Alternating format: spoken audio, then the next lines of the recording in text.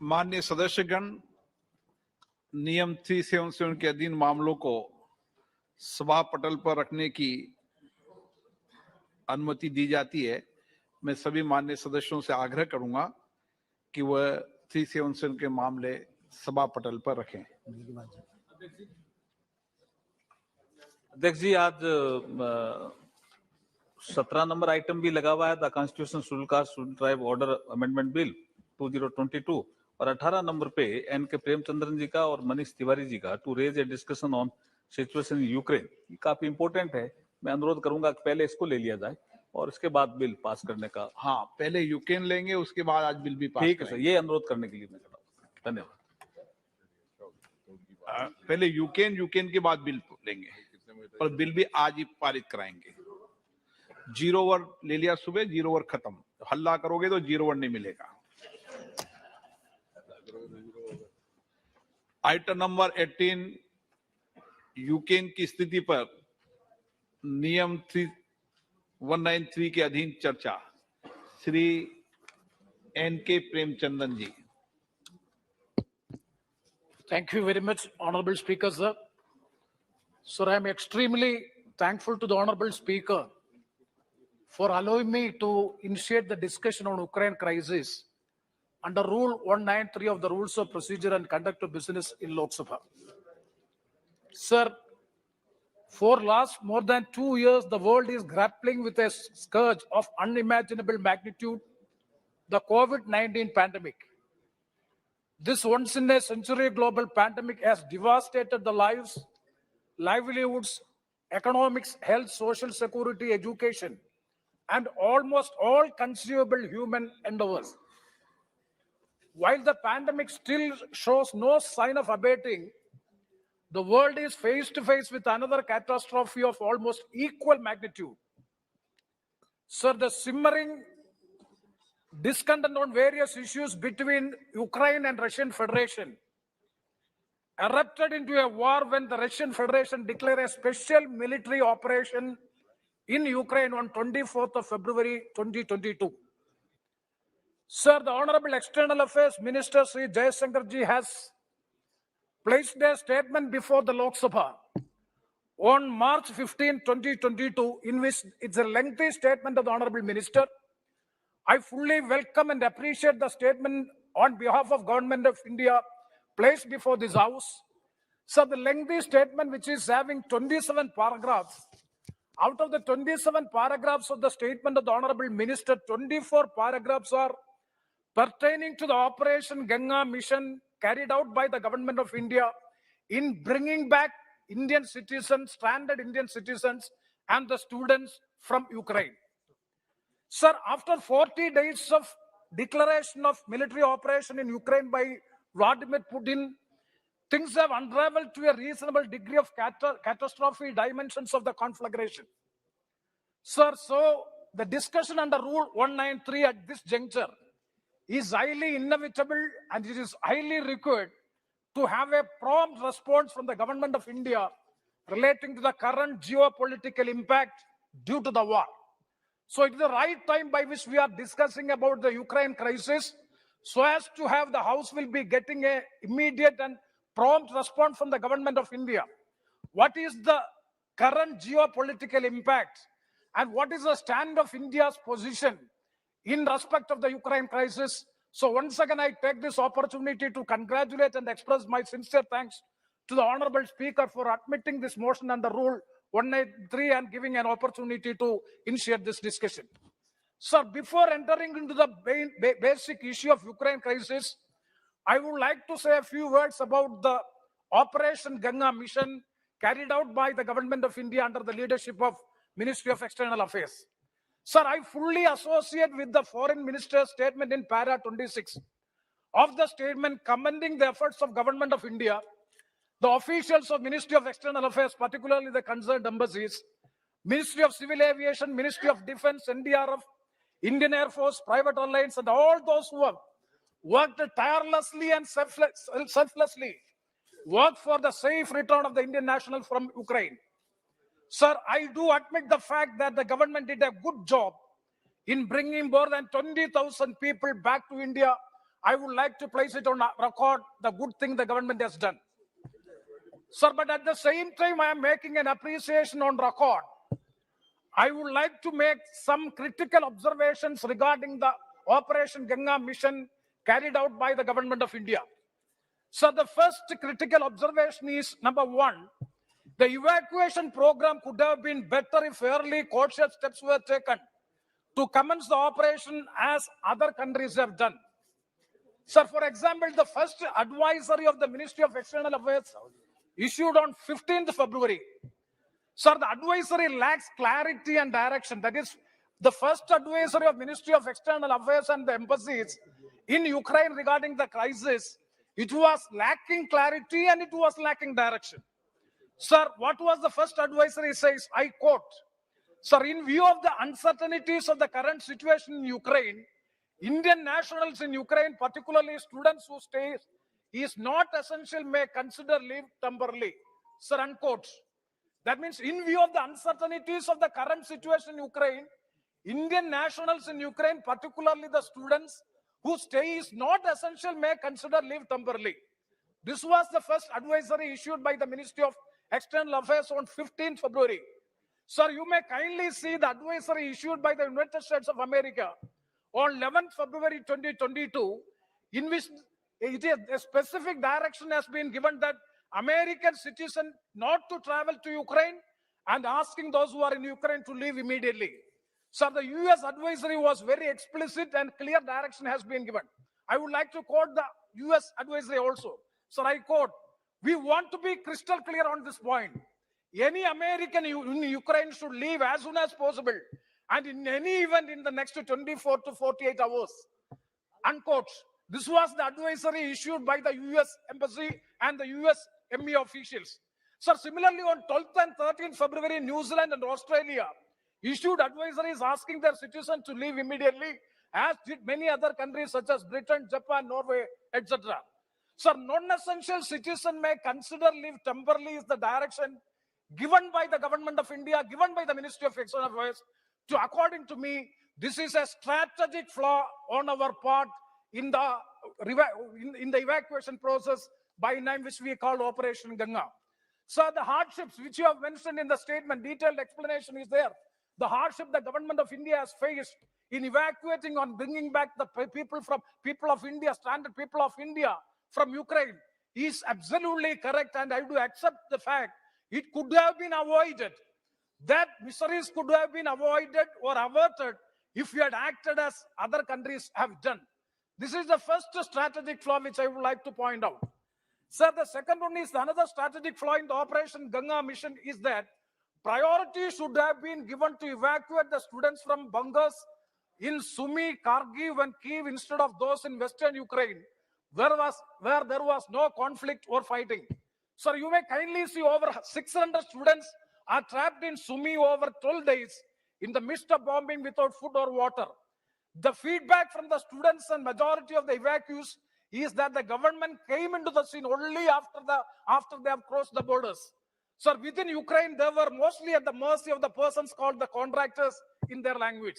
So, sir, when we take pride and credit in the evacuation of more than 20,000 people back to India, we have to introspect ourselves that whether we have acted promptly in time, that has to be introspected by ourselves, for which a critical analysis is required.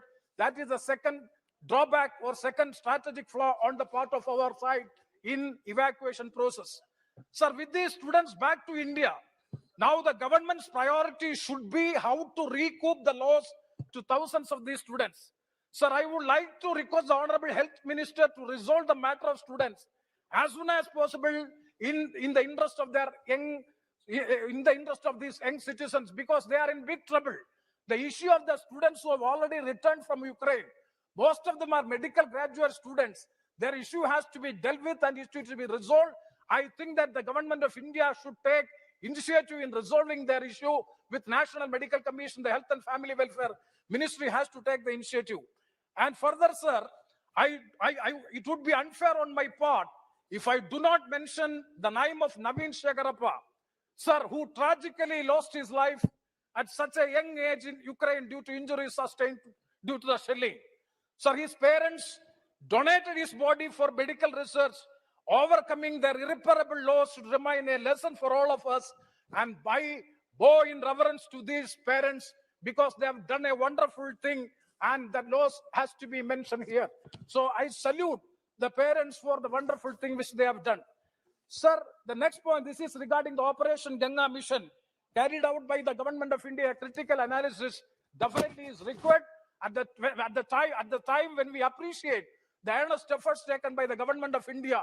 Critical evaluation of the program is highly essential so as to have a lesson in the future programs. So definitely such an evaluation would come.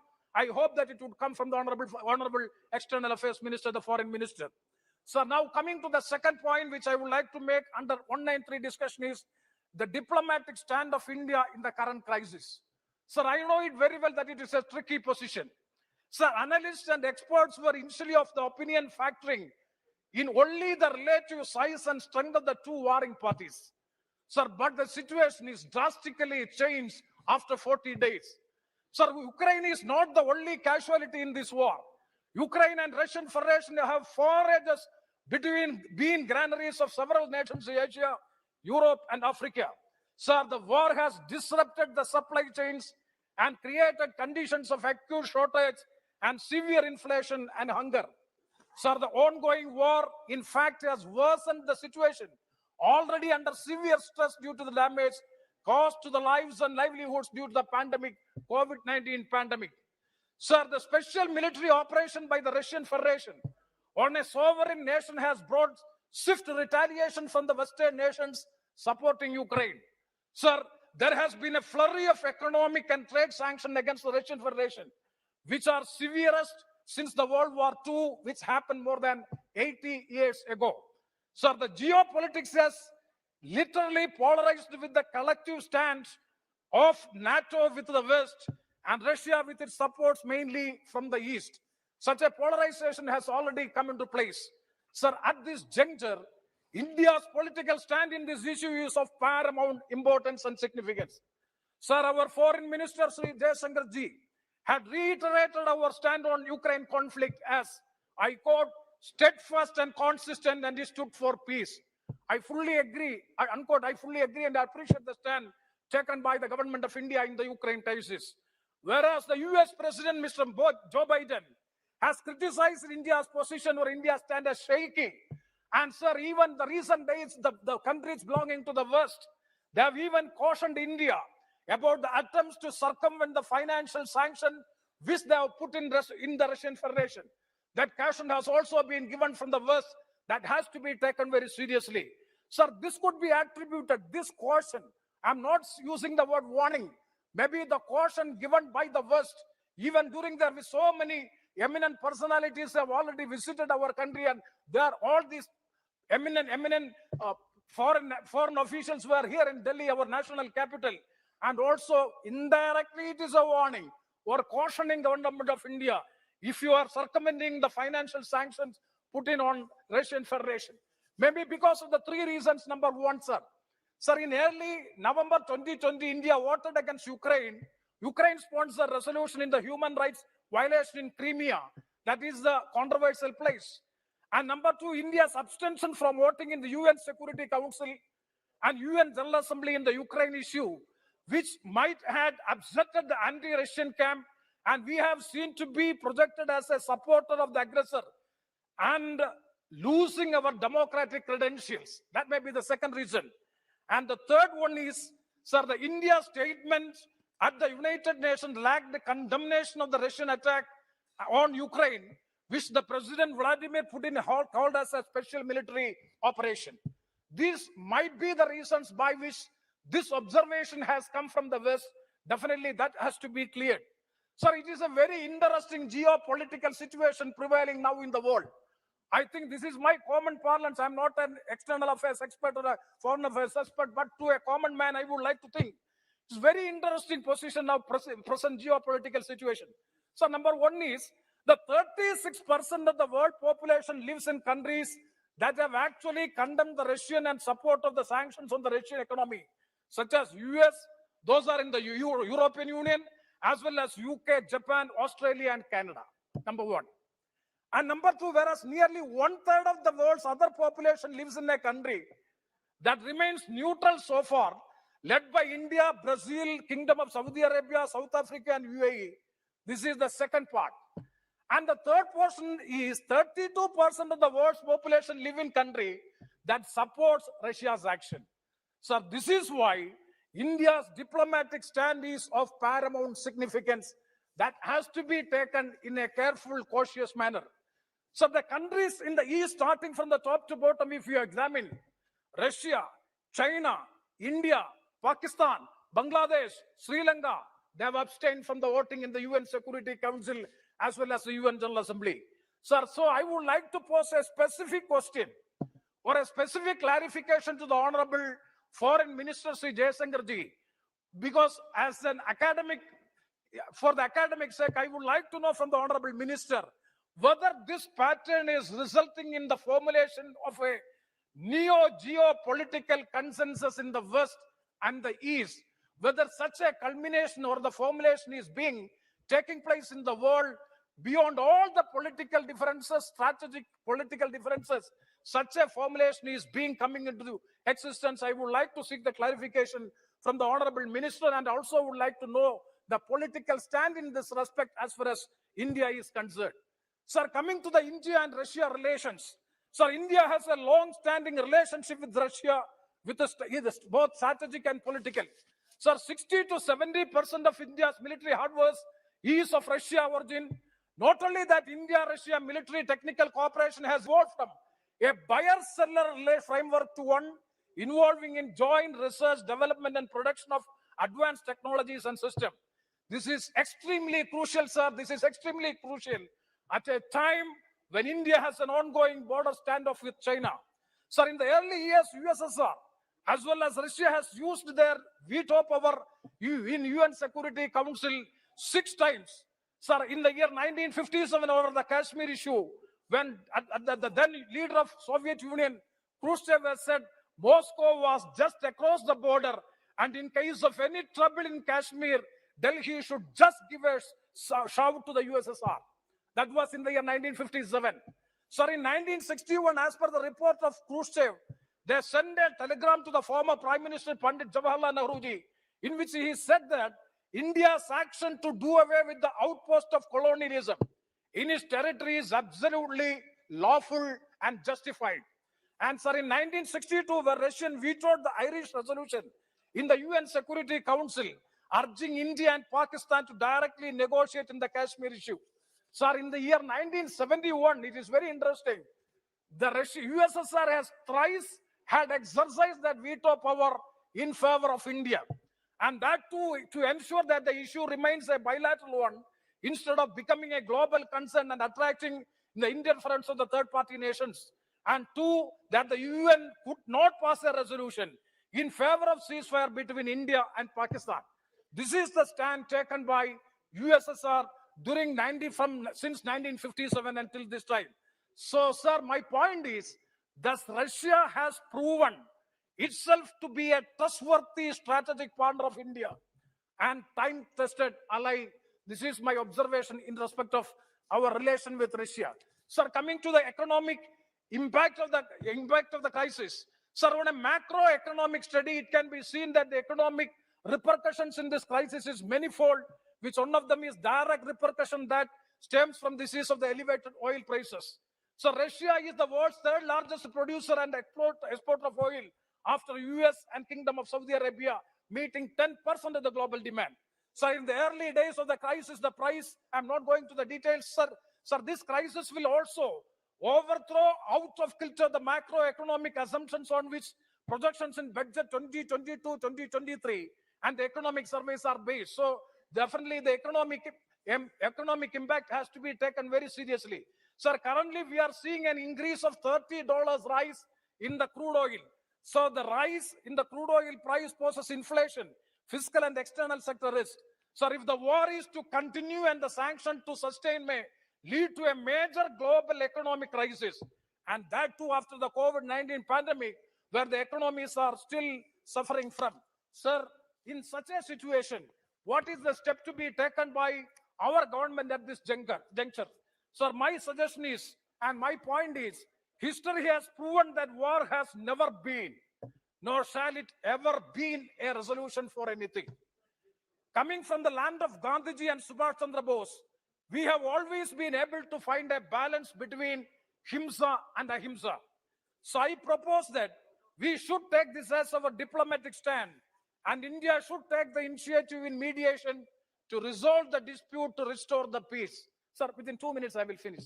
Sir, the recent meeting held between the Honorable Prime Minister of India and the Foreign Minister of Russia, Sergei Lavrov, where Sergei Lavrov has underlined that India has an independent foreign policy, not under the influence of US, indicated that if India was to play the role of a mediator in the case of Ukraine, then it can support such a process and no one will be against it. Sir, the same was expressed from the Ukrainian counterpart even at the early stages of the crisis. Sir, to me, it seems a good opportunity for India to play a substantial role in the ongoing stalemate. I am reminded of the good old golden days of NAM, non-alignment movement, and the leadership role played by India during the crisis in the former days. Sir, we have been all along professing the principle of Vasudhaiva Kudumbakam in our practice and belief. India should therefore impress upon all countries proactively that the world cannot afford this man-made catastrophe at a time when it is still to recover from the trials and tribulations of the COVID-19 pandemic. So, sir, it is time when all nations are taking sides that India should take the initiative to resolve the conflict as an honest mediator. Sir, I am sure that India enjoys that stature and goodwill with all concerns. With these words, I conclude. Thank you very much, sir.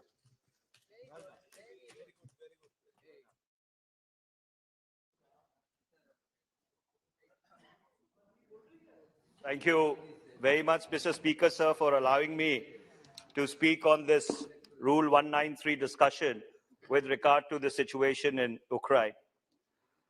A horrendous tragedy is unfolding in Ukraine since the 24th of February 2022.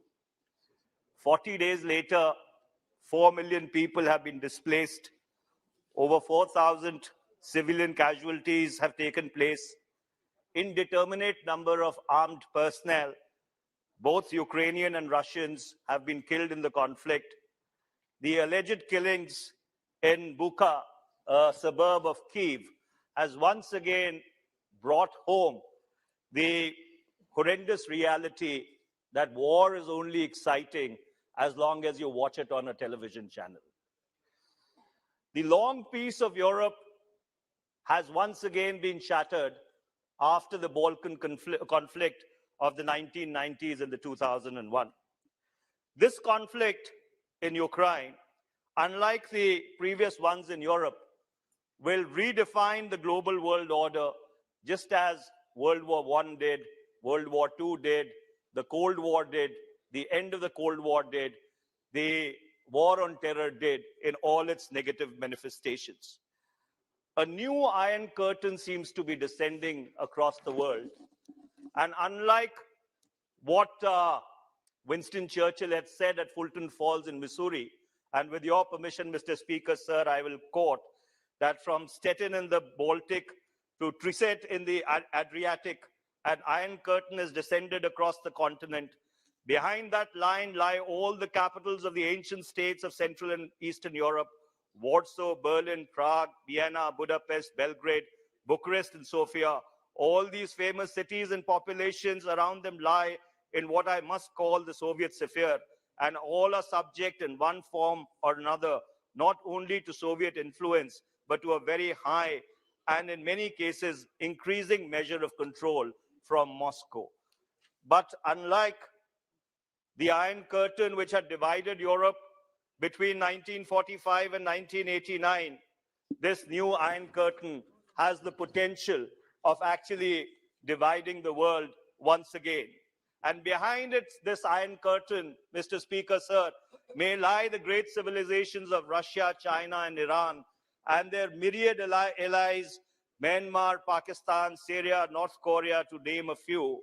And the recent joint statement on the 4th of February 2022 between China and Russia expounding international relations entering a new era and global sustainable development may actually become the foundation of this unfortunate division which the world is witnessing today. We may be once again witnesses to a new history being created in the world. Unfortunately, Mr. Speaker, sir, in this new great game, Ukraine is today what Belgium was to the British-French enmity in the early 19th century. Poland was to the German-Russian rivalry for over 2 centuries. What Afghanistan was to the battle to bring down communism, a battleground, and unfortunately, at best, a chess piece. Mr. Speaker, sir, who is responsible for the situation in Ukraine? Undoubtedly, the first coercive step was taken by Russia. But then Russia has been a trusted friend of India, and it has been a long-standing ally. Russia has come to India's aid in probably our most difficult times. This House may recall in its earlier avatars that on the 10th of December 1971, the then President of the United States of America, Mr. Richard Nixon, and his Secretary of State, Mr. Henry Kissinger, had ordered the 74th Task Force of the US 7th Fleet, led by the USS Carrier Enterprise, into the Bay of Bengal. And this was to stave off the liberation of Bangladesh. India had invoked the Treaty of Peace and Friendship with the erstwhile Soviet Union, and the 10th Operative Battle Group Pacific Fleet under the command of Admiral Vladimir Krushlagov, if I pronounce the name correctly, had slipped anchor in Vladivostok, and they had made Godspeed for the Bay of Bengal. And they were successful in checkmating the joint American and British task force which had come into the Bay of Bengal. And that scripted India's finest hour, and also late Prime Minister Indira Gandhi's finest hour, when we liberated Bangladesh and made it an independent country. That's a history for which, or that's an act for which we owe a debt of gratitude, a debt of honor to the erstwhile Soviet Union and its successor state, Russia. But then, Mr. Speaker, sir, friends also have to be told if they are wrong, that they possibly need to get their act together. And 40 days into this war, and Mr. External Affairs Minister was smiling, what I meant to say was that Russia they have been told privately, or would have to be told privately, because after 40 days of this conflict, Russian war aims appear to be ill-defined or at best muddled. Does Russia want to split Ukraine at the Dnieper River? Does it want a regime change? What does it mean by denazification of Ukraine? Does it want to create a land corridor between the Donbas region and Crimea? Or is it testing the Anglo-American part? For Ukraine joining NATO is at best a cat's paw. It's been on and off the table since the Bucharest summit in 2008. And America, exhausted after 2 decades of trying to reorder the frozen geography and power balance of the Middle East post the dismemberment of the Ottoman Empire, should have anticipated this after their ignominious withdrawal from Afghanistan. But does Russia alone bear responsibility for this conflict? Mr. Chairperson, sir, in my humble estimation, the Anglo-American alliance bears equal responsibility. On the 26th of December 1991, Mr. Chairperson, sir, when the erstwhile Soviet Union ceased to exist, or it was dissolved, Ukraine was the 3rd largest nuclear nation in the world. It had the 3rd largest nuclear arsenal in the world. In 1994, in terms of the Budapest Memorandum, which was midwifed by the United States and Great Britain, Ukraine was stripped of its nuclear arsenal in return for amorphous security guarantees that if its peace or sovereignty was ever transgressed upon or trifled with. But unfortunately, when the push came to the shove, these political commitments evaporated into thin air. We have a saying in Punjabi, Mr. Chairperson, sir, and it goes as such, ki Rab nede ke kusun. Is God closer or the punch? And unfortunately, Ukraine traded amorphous security guarantees for what was a substantive, tangible security guarantee it had in terms of its nuclear weapons and its nuclear arsenals.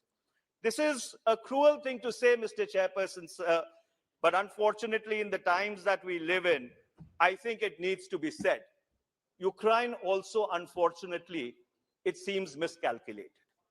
They should have been far more sensitive to Russian concerns and the eastward expansion of NATO, which Russia time and again characterized as a security threat to its own sovereignty and integrity as a nation.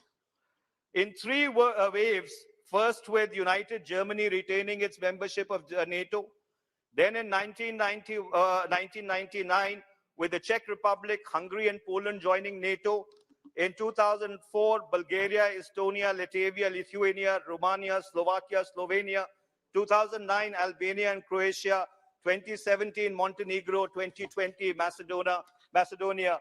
14 countries have joined NATO since the breakup of the erstwhile Soviet Union, and they all lie in Eastern Europe.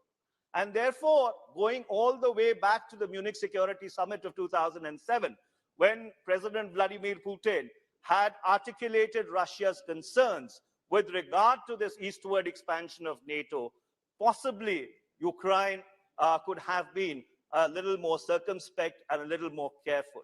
I wouldn't say that Ukraine should have gone down the path that Finland went down in 1948, what is called the Finlandization of European foreign policy.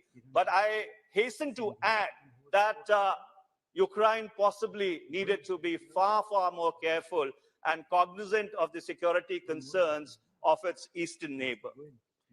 Under these circumstances, when the world seems to be in a flux, and even around India, there seems to be turmoil, there is political unrest in Pakistan, there is economic unrest in Sri Lanka, what is it that India should really be doing? And there, I would like to commend the government. I would like to commend the foreign minister. The government so far has been very cautious and circumspect. The government has been trying to tread a very thin line.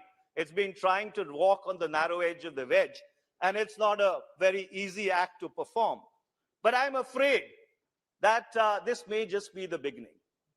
The push may not have come as yet, because if you go by some of the statements which the United States Deputy National Security Advisor, who has an Indian-sounding name, Mr. Dalip Singh, articulated while he was in Delhi, or the exchange which the foreign minister had with his British counterpart, I think the pressure is just, getting built up. And therefore, my concern is that Nehruvian autonomy, what we call non-alignment, that held India in good stead between 1946, going back to the first Asian Relations Conference, all the way up till 1989, when the Berlin Wall collapsed. That luxury may not be available to India. We may not really have the option of being able to sit atop this new Iron Curtain. And the reason why I say this is not because I'm making a value judgment on the current government. Unfortunately, the geopolitical situation as it has evolved, post the collapse of the Soviet Union and Eastern Europe, has also made India take positions going back 3 decades. The economic alignment in 1991 with the Washington Consensus, the 2003 next steps in strategic partnership, the 2008 Indo-US civil nuclear engagement, and then 2014 onwards, the various defense agreements with the United States, namely the Logistics Exchange Agreement, LEWA in 2016, the Communications and Interoperability Security Arrangement in 2018, the Basic Exchange and Cooperation Agreement in 2020, the re-energized Quad that we have become a part of now, I think to a very large extent has taken us far closer to the West than we would have been comfortable with in this current situation that not only we, but the world finds itself. So therefore, under those circumstances, I would like to, I'll just take 2 more minutes, Mr. Chairperson, sir. I would like to recommend to the government that the strategic autonomy, the Nehruvian principles of non-alignment that's held India in good stead between 1946 and 1989 or 1991 are principles that are worth going back to. I know our friends on that side of the house, they leave no stone unturned, and with every breath, they try and criticize the first Prime Minister of India, Mr. Jawaharlal Nehru. But the fact remains that those principles which were enunciated then possibly have stood the test of time. And Ukraine, and the crisis in Ukraine, and the position which the government of India has taken possibly bears the most eloquent testimony to those principles which were articulated at the founding of our republic. I would just end by saying a few words about the evacuation. I would once again like to commend the government for extricating Indian students from an extremely difficult, precarious situation. The External Affairs Minister had at length explained in the other house, and I was watching it on television, as to how the operation was complex and fraught with difficulties. But may I hasten to add that India has had a long history of evacuations. We've done 23 major evacuation operations going all the way back to 1962, 63. And may I mention some of them? 63, 64, Burma, Southeast Asia, where we took out between 300,000 to 500,000 people. August to October 1990, Kuwait, where we took out 170,000 to 200,000 Indians. 2006, July, Lebanon, where we evacuated about 12,000 people under Operation Sakoon. Libya, February, March 2011, and I can go on and on, chapter and verse. But I regret to say, Mr. Chairperson, and I'm ending my intervention, I have never seen the kind of chest thumping, the kind of self-congratulatory ecstasy, if I may say, which was at display during the recent evacuations. Making young students, children, chant slogans in favor of the government in aeroplanes by ministers of the government of India, I think was a self-defeating spectacle. I would like to commend the government that whatever efforts you had made, commendable efforts, unfortunately got undone by that spectacle, which was completely unnecessary. Thank you very much, Mr. Chairperson, sir. Thank you. Thank you very much, Minister. Next, Sri Brijendra Singh ji.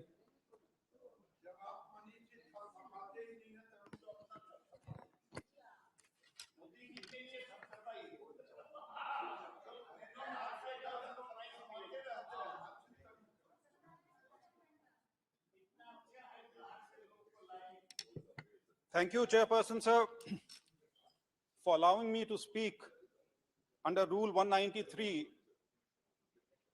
on the discussion on the situation in Ukraine.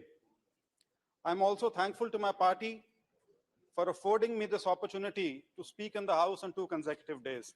It's a first for me.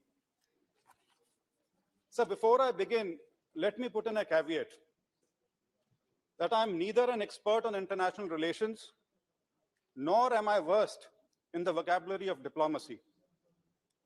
So what I say may be taken as musings of a concerned and partly informed citizen. So the current conflict in Ukraine is perhaps the most important geopolitical event since the pulling down of the Berlin Wall in November 1989, which marked the end of the Cold War. Why I say this is because this war in Ukraine has exposed the limitations of the world order as we've known for more than 7 decades. But does it indicate a move towards a new world order?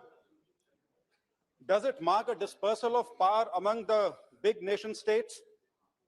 Does it mark the first signs of an emerging multipolar world?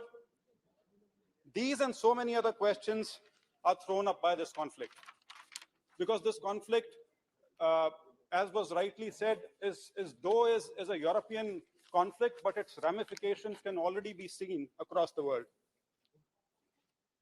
But when one thinks of the Russia-Ukraine conflict, and more specifically Ukraine, because that's where the theater of war is. So what we hear constantly is Ukraine. What are the thoughts that instantly capture our mind? Or at least they have my mind. One, the students and the young people who were stuck there, mostly or almost all of them students of medicine who were there. And the numbers are more than 20,000. Second, it's the first full-scale war since the US invasion of Iraq, and it is being telecast live 24/7. Unfortunately, the Russian television has been blanked out in India, so we don't get to see it from their side. So what we get is the Western perspective, which is kind of fed to us on 24/7 basis. Third, India's independent foreign policy. There are questions being raised whether it is possible or justifiable to stay neutral, or as the word was used, consistent in such times. But that is what it has been. It's been an independent foreign policy. Fourthly, does this war also indicate that real politics does dictate and shape geopolitics, that each to his own? And lastly, the impact on economy. Everyone is concerned as to what will happen to the world economy, and not just economy of a region or a few countries, but the ramifications it will have across the world. Now, I'll try and build on these few points or these thoughts that I have summarized above. And let me begin with the issue of students and their evacuation. It's a very common phrase, all is well that ends well. Sir, you yourself raised concerns about why we were slow in the beginning, why were we not more proactive. All these things sound good in retrospect. But we are not talking about a normal situation. We are talking about a country which is engulfed in war. It is not as if the government did not issue advisories. And it is not that these advisories were issued as a matter of routine. These are exceptional advisories, which were issued in the month of January. Registration was opened up. More than 20,000 Indians registered with the Indian embassy in Kiev. But unfortunately, the situation was so fluid that no one knew for sure that war is actually going to happen. I remember I was in my constituency interacting with people, and two parents came to me. Their children were there in Kharkiv, and they said, MP साहब जरा बताइए कि आप हमारे बच्चों को वापस लाने के लिए क्या करेंगे? And it had so happened that that very day or the previous evening, the news going around on televisions was that the Russian forces are withdrawing. So that was the kind of confusion which prevailed. And resultantly, in spite of the advisory, only about 4,000 people had decided to come back to India before the war actually broke out on 24th of February, 2022. So in retrospect, yes, one could argue this, but as I said, it was not a normal situation. It was not something which was known beforehand, but in spite of all that, the efforts which were put in, the efforts which were put in by the Prime Minister of our country, the efforts which were put in by the Ministry of External Affairs in coordinating with not just Ukraine and Russia, but the neighboring countries of Ukraine, which included Poland, which included Hungary, it included Slovakia, Moldova, Romania, because these were the exit points. In the sense, people had to move from Ukraine to these countries to get out of there. And it was a Herculean task. Our consulates had to be strengthened. Almost, as was stated in the External Affairs Minister's suo moto statement, some staff of additional 57 people, embassy staff had to be deployed there to assist in this evacuation. So all efforts were made. And let us not forget, especially the eastern side of Ukraine, where a serious war was raging at the time, where you have these places which we've been hearing of since day one, which is Kharkiv and then subsequently Sumy. This is where the actual fighting was happening. So to expect that people could be just moved in and they would help evacuate, it doesn't happen that way. And it is here that the role of the Prime Minister comes into the picture, because he's the one who interacted with the presidents of both Ukraine and Russia. And I'm not saying because of that there was a cessation in warfare, but at least a window was provided so that a corridor could be created and students could be moved out of that place. 3 lakh people, 3 million people were at the borders at that time. 3 million people, 30 lakh approximately, who were kind of all homeless and on their way to move out of Ukraine into the neighboring countries. So to expect a very easy way out is to expect the moon. But in spite of all that, 22,500 people have been evacuated, most of them students, without a single casualty. Nothing could be greater in terms of success than that. But I have to say, there are children, so it was our bounden duty to get them home. And we have got them home. So let us not kind of put question marks on that. But yes, I do have a request. And sir, as you yourself mentioned, that these students, their futures hang in balance now. The chances of their going back to Ukraine and completing their education perhaps will not happen. So some via media will have to be worked out by government of India, either in consultation with Ukraine or with other countries, or within our own medical system, as to ensure that these students do complete their education in some form or the other, so that that purpose is at least taken care of. Sir, I have to take this opportunity to thank once again, all those who were mentioned in the External Affairs Minister's suo moto statement. And this House owes a debt of gratitude towards all those who were involved in Operation Ganga. And these include our Prime Minister, our External Affairs Minister, and the Ministry of External Affairs, the Ministry of Defense, Ministry of Civil Aviation, NDRF, Air Force, private airlines. In fact, private airlines, out of the 90 flights which came out of the war zone or the neighboring countries, out of 90, 76 were private airlines and 14 were Indian Air Force. The embassy personnel who worked under the most adverse circumstances. Then our union ministers who acted as special envoys at the behest of our Prime Minister, Shri Jyotiraditya Scindia ji, Shri Hardeep Puri ji, Shri Kiran Rijiju ji, and General V.K. Singh, who were deployed at Romania, Hungary, Slovakia, and Poland.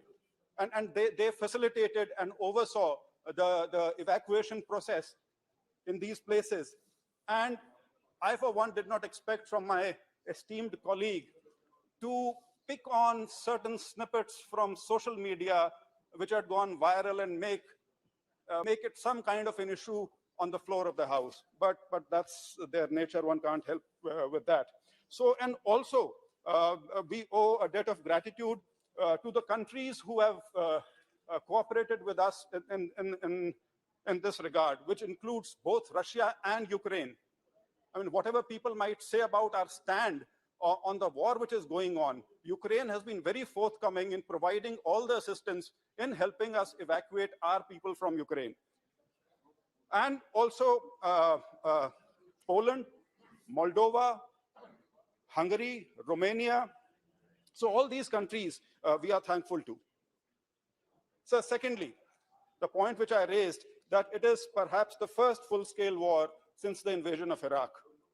And again, like the Iraq war, this is not a war between equals. But my esteemed colleague Manish Tiwari ji did bring out what could have led to this. and one can have a view on that. I would just mention two things here. In fact, two scholars.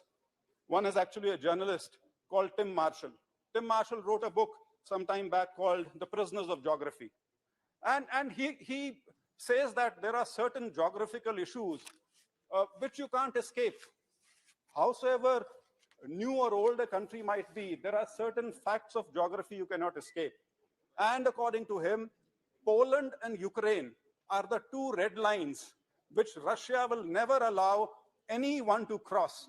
Russia today is a country with only 1.6 billion GDP. But these things go beyond just the economic strength. They are existential in nature to a country, to a nation state. And in this case, Ukraine more than anything else, Russia will fight to the last man was known to everyone. They conquered or captured Crimea in 2014. That was part of this only. 2015, University of Chicago, John Mearsheimer. It's a 45-minute lecture.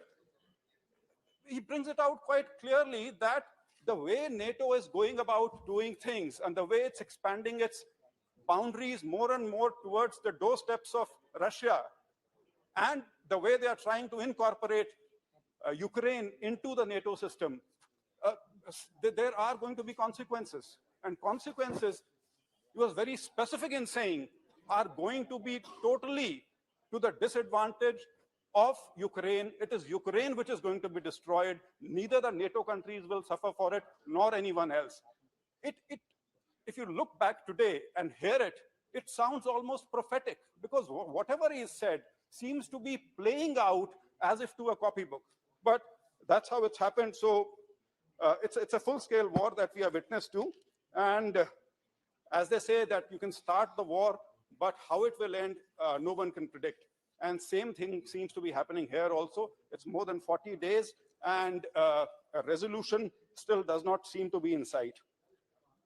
Now we come to something which is very, very relevant to us, which we all think strongly about and have our views on it, which is our foreign policy.